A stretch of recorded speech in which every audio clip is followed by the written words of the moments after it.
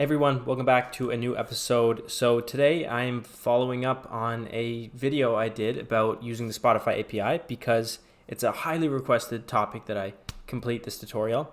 By highly requested, I mean 2 people have asked me to do it. Sorry I didn't complete this earlier, but I've been so busy, just my calendar is completely packed. I've been hanging out with so many friends. I have so many friends. I've been hanging out with friends. Hello, and darkness, my old friend. Anyway, let's get into it.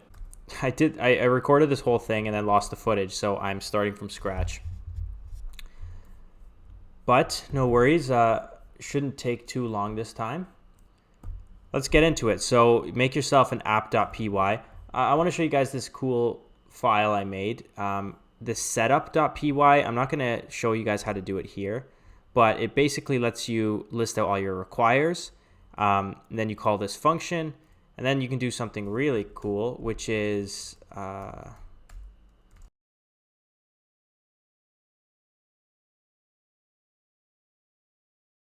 okay, so I found the script here, setup.py. Now if I call Python 3 setup.py, I can call install. And what that'll do is install all of these dependencies.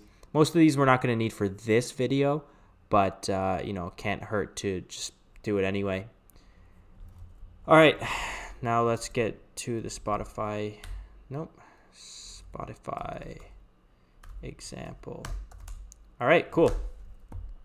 So to run Flask apps, you just type Flask run. But of course, that's not going to run right now. It's not going to work. But let's get into it. So what are we going to need first for a Flask application? Probably Flask, right? So let's go from Flask, import Flask. We're going to need this request thing. This is how we're going to, get data from a request. We're going to need URL4. This just is a clean way to get URLs, session, and then finally redirect. If you watch the first video, you'll know all about redirects. We're also, while we're here, just going to import this thing called SpotifyApi. So I think I have the doc up here. SpotifyApi is this application that basically wraps the Spotify API in a nice little module. And we're just going to be using it because it's really easy to use. So let's get into it.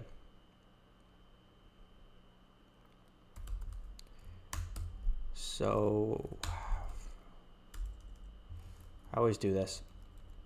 It's from this import Spotify OAuth.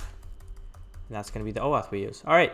So to get a Flask application up, let's get it up and working. We'll say app equals Flask and then the application name. That's just a static variable.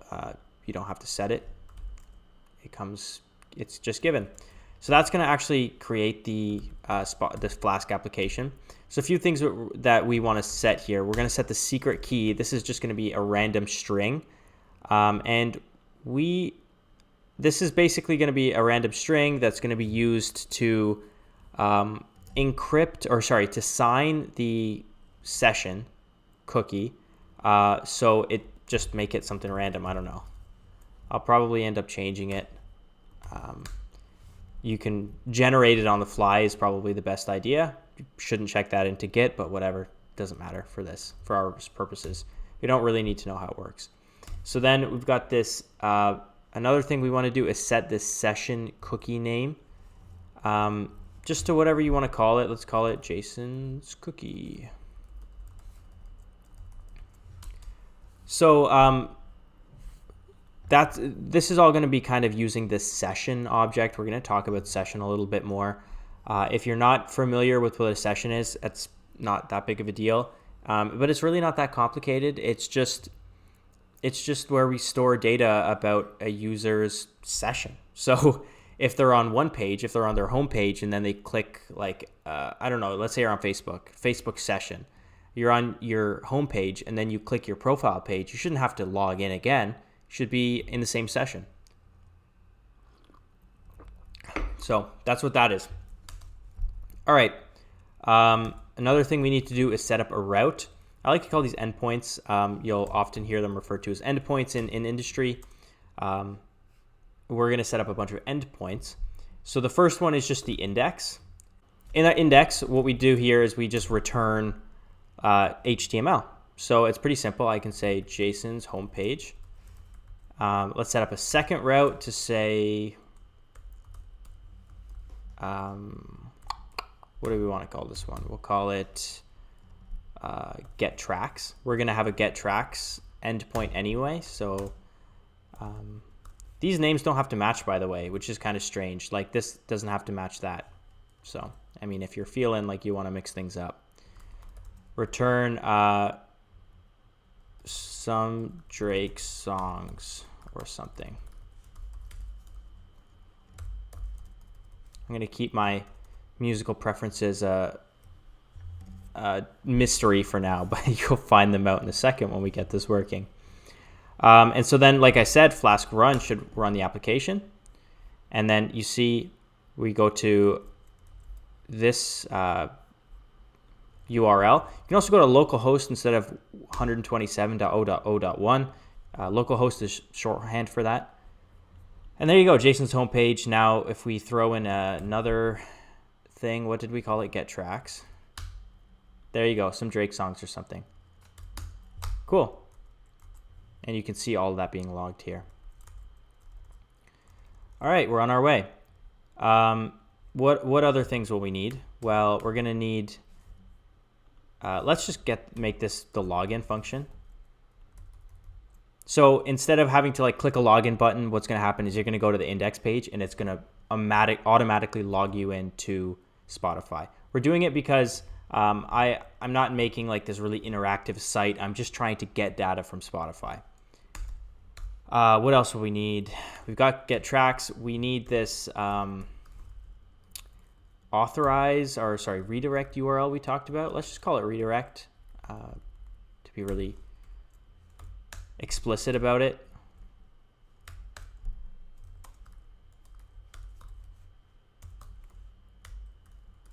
And this is going to be where Spotify sends us back. Now, if you go to that first video, you'll make sure you understand that.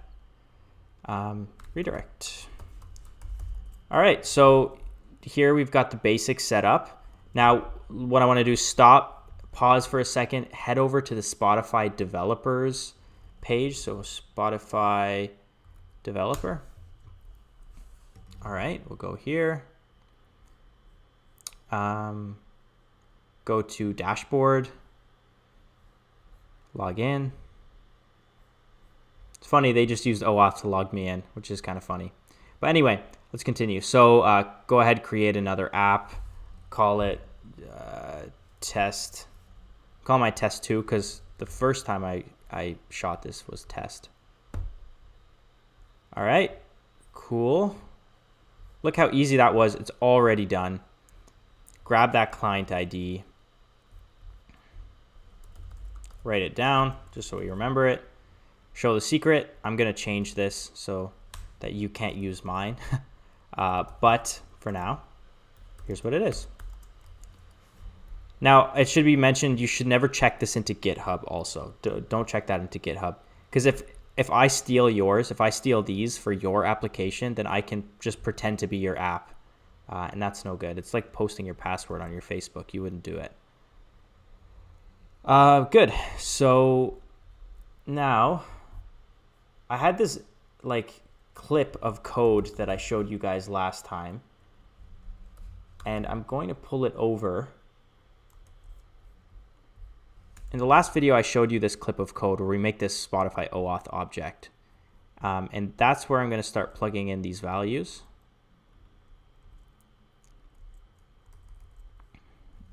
And this, I'd called it the authorize URL before. Now I'm going to call it the redirect URL, which is, it's fine. Don't worry about it. This is just the URL we're telling them to come back to send the user back to. They're going to send the user here.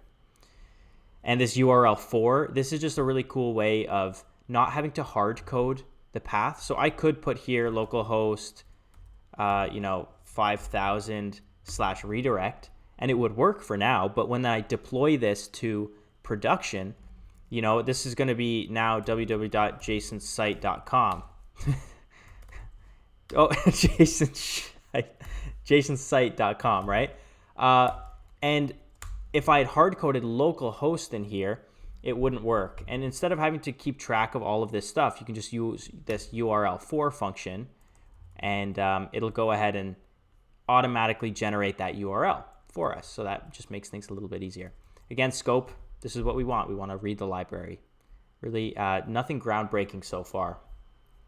One thing I also need to mention, I'm sorry to hold up again, but this Spotify OAuth object, don't try and save it in a variable up here just to be, to not have to recreate objects all the time because you're trying to be performant. Every time you use this object, use a new one. And it's bit me before trying to reuse it to be performant, and then you end up getting in these weird states and nothing works. So don't make my mistakes. All right, and let's just get into it. So the login, what we need to do is create one of these objects. OAuth equals create Spotify OAuth. It's going to give us a Spotify OAuth object. And then we do this URL. I believe it's the auth URL, we'll call it. And take this function, .get authorize URL. And it's this simple. We literally just redirect the user to that URL. Pretty simple, right? There's nothing really to it. And what'll happen is that they'll send the user back here because that's what we told them to. But there is one very important thing. Spotify wants to make sure that they're sending the user back to the correct URL. And that there's no foul play going on. So what they do here is they have this redirect URIs in your project. You go in the way. In the project, you go to edit settings, and you've got this redirect URIs. Look, whitelisted addresses to redirect to. So if I tried this application right now, it wouldn't work. The reason it wouldn't work is because I don't have localhost in here. So I have to go HTTP / I actually write localhost. It's kind of strange, but they're just going to do a string check, I guess. And then we want to call it redirect. There you go. Now, just for safe measure, I like to do that also because they are considered different. And then, 127.0.0.1. This is just being extra precautious, but you don't need to do all of this. Okay, so now that that's whitelisted, now that we have this already, let's print that we got to the redirect page is fine. And let's give this application a run and see what happens.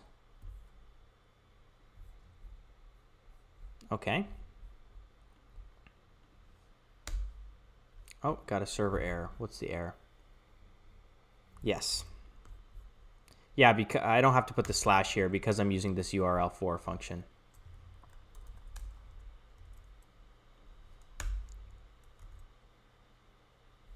Redirect takes one argument.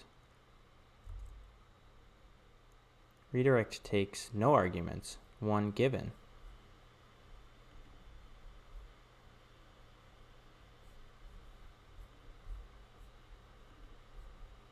I don't know that to be true. Oh, okay.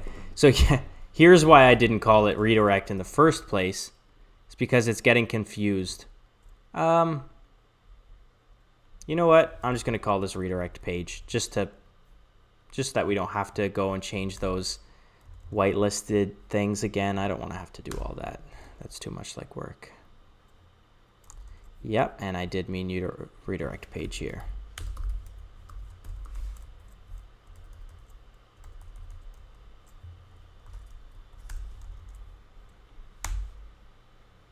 There we go. So we've got this page up. Spotify, do you give all this access? Yada, yada, yada. We're going to click agree.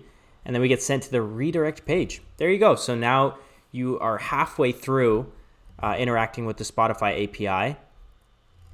What's going to happen in the next step is, What's going to happen in the next step is in this request, basically we're going to do this, in this request, there is going to be some information. There's going to be an access, is it authorization or access token? Authorization code. And I think they just refer to it as code. And what we're going to do is we're going to talk directly to Spotify and swap that authorization code for an access token. This access token is going to be used to get information, but they're also going to give us something I didn't really talk about last video, a refresh token. And this refresh token is basically, you just check, hey, is the access token expired? And if it is, we go ahead and use the refresh token to get ourselves a new access token. And it's that simple. There's really not that much to it. And we're going to go ahead and tackle that in the next video. So thank you guys for watching this one. I will see you in the next one.